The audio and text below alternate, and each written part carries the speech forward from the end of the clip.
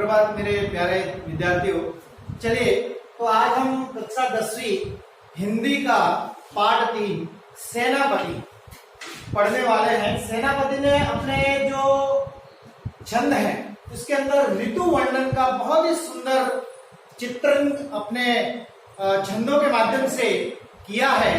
तो पहला जो हमने छंद पढ़ा था बरन बरन तरुण पूरे उपवन, इसका मतलब है कि जब बसंत ऋतु का आगमन होता है तो किस प्रकार चारों ओर जो है हरियाली छा जाती है, उनका स्वागत होता है।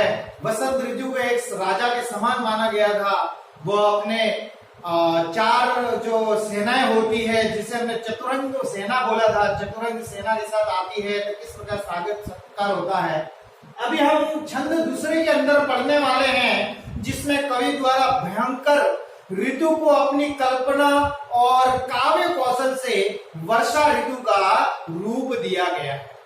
तो दूसरे छंद के अंदर सबसे पहले गर्मी के बारे में आपको बताया जाएगा, ग्रीष्म ऋतु के बारे में, और ग्रीष्म ऋतु के बारे में बताते हुए वे वर्षा ऋतु का एक सुंदर सा चित्रण करते हैं। चलिए हम पढ़ते हैं छंद दूसरा, जिसमें क्या लिखा है, ध्यान से सुनिएगा कि देखई छिति अंबर जलई है चारों ओर छोर, तीन तरबर सब ही कौ रूप हरियो है, मजा हर महाजर लागई ज्योति भादव की होती चल, जलद पवन तन सेक मानो पर्यो है, दारुण तरने तरय नदी सुख पावई सब, श्री छन छाह छा बोई चित धर्यो है, देखो चतुराई सेनापति कविताई की जो ग्रीष्म विषम वर्षा की सम करियो।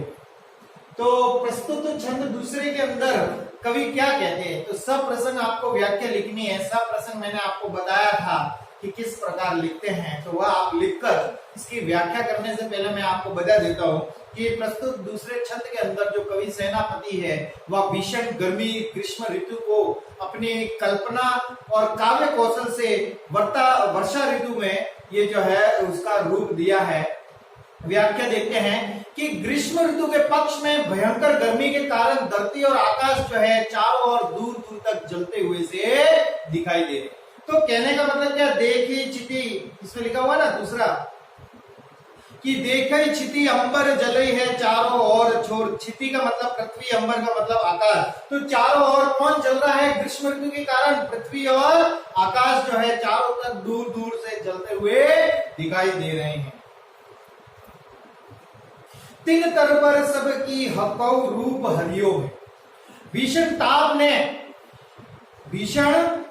ने तीन तरबर, तीन का मतलब घास, तरबर का मतलब होता है वृक्ष, तो घास और वृक्षों सभी को झुलसाकर मतलब उनको जला दिया है, उनका रूप जो है वो नष्ट कर दिया है। महाजर लागे ज्योति भादव की होती चल। अब इसमें देखिए, इससे पहले मैं आपको 2 पंक्तियों को थोड़ा विस्तार से बताता हूं कि भयंकर गर्मी के कारण धरती और आकाश क्या है, चारों ओर दूर दूर तक जलते हुए दिखाई दे रहे हैं। अगली जो पंक्ति थी उसमें कहा कि गर्मी के ताप के कारण जो घास और वृक्ष है वो सभी जो है नष्ट हो गए, उनका रूप जो है वो जलकर उसको नष्ट कर दिया। सूर्य की प्रचंड किरणों से शरीर को अग्नि का ताप पीड़ित करता है। सूर्य की किरण जब होती है तब हमारे शरीर की जिस प्रकार जो है वो ताप से जो है क्या पीड़ित हो जाते हैं हम। चारों ओर वन में लगी आग को सा प्रकाश फैलता दिखाई दे रहा है, चारों ओर लगी आग से क्या हो रहा है, प्रकाश फैलता दिखाई दे रहा है। तपती हुई वायु से शरीर की सेकाई सी हो रही है, जिस प्रकार से गर्मी आती है तो हमारे शरीर की सेकाई होती है ना, गर्म हो जाता है, सीख रहा हो उस प्रकार सा लग रहा है। फिर भयंकर रूप से तप रहे सूर्य के नीचे लोग नदियों में ही सुख पा रहे हैं। जो भयंकर गर्मी के कारण जो है जहां जहां पर पानी तालाब नदियां हैं वहां पर लोग जाकर अपने आप को वहां पर जाकर सुख ही पा रहे हैं गर्मी के कारण, ठीक है। बादलों की शीतल छाया, पानी ही सभी के मन को अच्छा लग रहा है। तो कहने का मतलब ये कि जब गर्मी आती है ना, तब लोगों को कहाँ अच्छा लगता है, जहां पर नदी होगी तालाब होंगे वहां पर अच्छा लग रहा है। तो कवि सेनापति जो है वो लास्ट में मतलब यही कहना चाहते हैं, उनके रचने की चतुराई को सभी कविता प्रेमी देखे कि इन्होंने जो ये पंक्तियां रखी है तो जो भी पढ़ रहा है उसे अच्छी तरह से देखे। उन्होंने भयंकर गर्मी ऋतु को अपनी काव्य कुशलता से वर्षा ऋतु के समान बना दिया है। अब देखिए आगे हम पढ़ते हैं कि महाहर लागे ज्योति भादव की होती चली। अब भादव भादव में क्या होता है कि जैसे कि वर्षा ऋतु आती है, तो वर्षा ऋतु के पक्ष में जो है कवि ने अभी तक तो उससे पहले ग्रीष्म ऋतु के बारे में बताया, अभी वर्षा ऋतु को रूप दे दिया है। तो क्या कहते हैं कि धरती और आकाश में वर्षा ऋतु आने के कारण, धरती और आकाश पहले जब ग्रीष्म ऋतु में जल रही थी, अब वर्षा ऋतु आने के कारण दूर दूर तक जो है चारों ओर बहुत अच्छा लग रहा है। अब जो हरी हरी घास थी, है ना, पेड़ थे, उनका रंग भी हरा हो गया है। तो इसमें कहा है ना, महाझर लागे ज्योति भादव की उठी चले, जलद पवन तन सेक मानो पर्यो है, दारुण तरली तरे नदी सुख पावे सब। कहने का मतलब क्या है, वर्षा की भारी झड़ी लगी हुई है। मतलब वर्षा ऋतु में वर्षा जब आती है तो भादों के मास में बिजली चमकने का प्रकाश होता चल रहा है। जिस प्रकार गर्मी में आग से प्रकाश हो रहा था, अब वर्षा ऋतु से बिजली चमक रही है, जिससे प्रकाश हो रहा है। बादलों को छूकर आ रही शीतल पवन के स्पर्श से शरीर को बड़ा सुख मिल रहा है। अब लोगों को बड़ा सुख मिल रहा है। सभी लोग काट की नावों में नदियों को पार करके आनंद हो रहे हैं। इसमें लिखा हुआ, श्री छन छाई चारों ओर चित धरियो, देखे चतुराई सेनापति कविताई की जो ग्रीष्म ऋतु वर्षा की सम करियो है। तो सभी बादलों की शीतल छाया में रहना चाह रहे हैं। कवि सेनापति अपनी कविता की बढ़ाई करते हुए कह रहे कि उन्होंने अपनी चतुराई से भीषण गर्मी ऋतु को वर्षा ऋतु का रूप दे दिया है। तो प्रस्तुत जो दूसरा छंद है उसमें कवि ने पहले ग्रीष्म ऋतु के बारे में बताया कि हाहाकार मचा हुआ है ग्रीष्म ऋतु के कारण, शरीर जो है वह तप रहा है, लोग जो है नदी तालाबों में अपना सुख पा रहे हैं। फिर तुरंत उन्होंने अगली पंक्तियों के अंदर जो है वर्षा ऋतु का वर्णन करते हुए कहा कि जिस प्रकार वर्षा आती है, बिजली चमकती है, तो चारों ओर उजाला फैल रहा है। अब चारों ओर जो है हरा भरा वातावरण सा हो रहा है। ठीक है ना। तो अब अगले में हम पढ़ने वाले हैं है कि जो तीसरा छंद है। अब तीसरा छंद में देखिए, दामिनी तमक सुर चाप की चमक श्याम घटाज की झमक अति घोर घन घोर ते, कोकिला कलापी कल पूजत है जीत चीत, शिखर ते शीतल समीर की झकोर ते, सेनापति आवन कहयो है मन भावन सु, लाग्यो तरसावन विरह जूर जोर ते, आवै आयो सखी सावन मदन सरसावन, लग्यो वे बरसावन सलिल चहु और तय। तो इसके अंदर भाव सौंदर्य से गमक रही है, दमक चमक झमक कानों में गूंज कर रही है। मतलब इस छंद को पढ़ते हुए हमें ऐसा प्रतीत हो रहा है। तो इसके अंदर जो है कविता क्या, कवि जो है सेनापति वो क्या कहना चाहते हैं। वर्षा ऋतु के सावन के मास में आने पर दिखाई देने वाले दृश्यों का एक नारी अपनी सखी से वर्णन कर रही है और अपने मन की दशा बता रही है। तो प्रस्तुत जो अगली छंद हम तीसरा पढ़ रहे हैं उसमें एक सखी दूसरी सखी को, जब वर्षा ऋतु आती है तो चारों ओर जो चमक दमक रहती है उसके बारे में वर्णन करते हुए ये इन्होंने बताया है। तो इसके अंदर दामिनी दमक सुरचाप का मतलब होता है इंद्रधनुष की चमक श्याम घटा की झमक अति घोर घनघोर थी। तो इसमें क्या कहती है कि एक सखी दूसरी सखी से कहती है कि देखो सखी, श्रावण मास आने पर बादलों में बिजली चमकने लगी है, आकाश में विविध रंगों वाला इंद्रधनुष अपनी छटा भिगोर रहा है।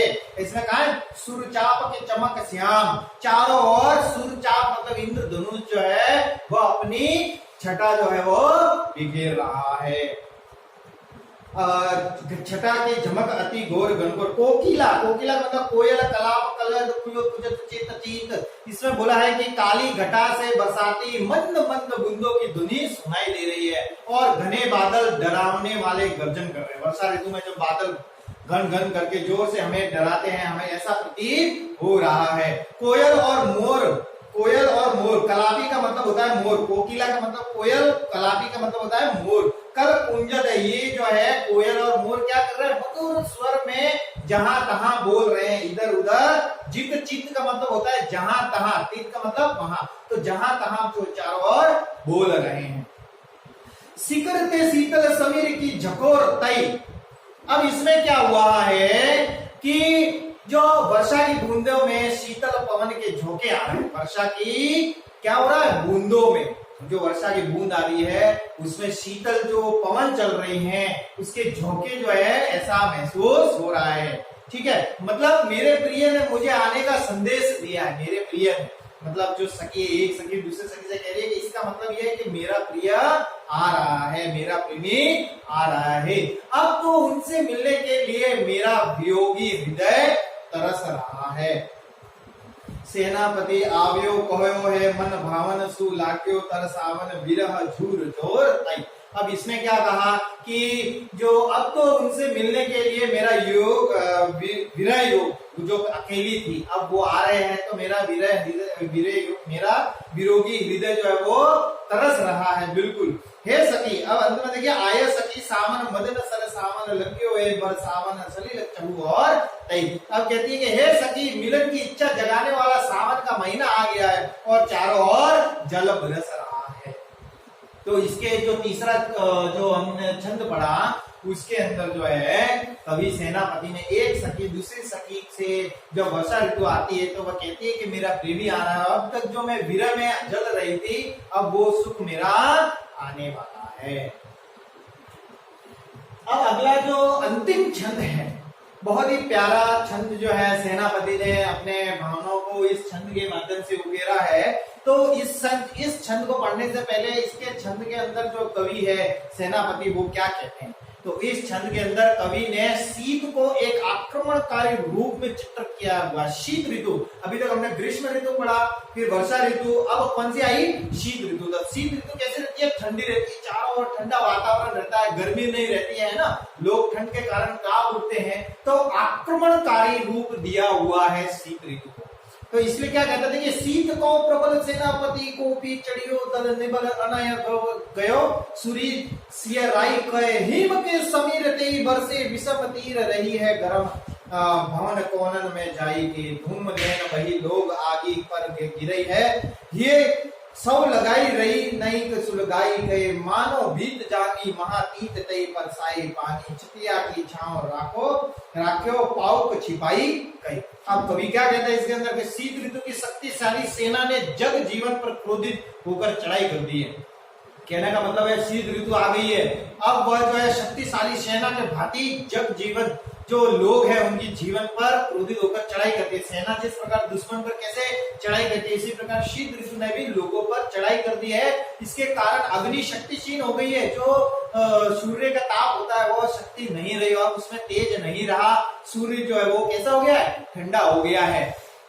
निबल अनन गयो सूरी सिराई के हिम के समीर ते बरसे विषम तीर। अब इसमें बोला इन दोनों का प्रभाव लोगों की शीत से रक्षा नहीं कर पा रहा है। अब जो गर्मी हुई है ना, गर्मी के बाद कौन सी वर्षा ऋतु आई, अब इनका कोई अर्थ ही नहीं रहा, क्योंकि अब शीत ऋतु आई है तो इनका प्रभाव बहुत ही कम हो गया, मतलब इनकी शक्ति जो है वो क्षीण हो गई है। बर्फ जैसी ठंडी पवन ही, इसमें कहा ना हिम के समीर ते बरण ने विषम तीर, विषम का मतलब भारी, जो ये शीत का जो तीर के रूप में आ रहा है, तो पवन ही शीत की सेना द्वारा बरसाए जा रहे, सॉरी इन दोनों का प्रभाव जो है वो क्या हो रहा है, लोगों की शीत से रक्षा नहीं हो पा रही है। बर्फ जैसी ठंडी पवन ही शीत की सेना द्वारा बरसाए जा रहे हैं, भयंकर तीरों के समान है। शीत के भय से जो ठंडी है उसके भय से गर्मी घरों के कोनों में जा छिपिए। तो ठंडी होने के कारण जो है गर्मी का जो घर है वो उनके कोनों में जाकर छिप गई है।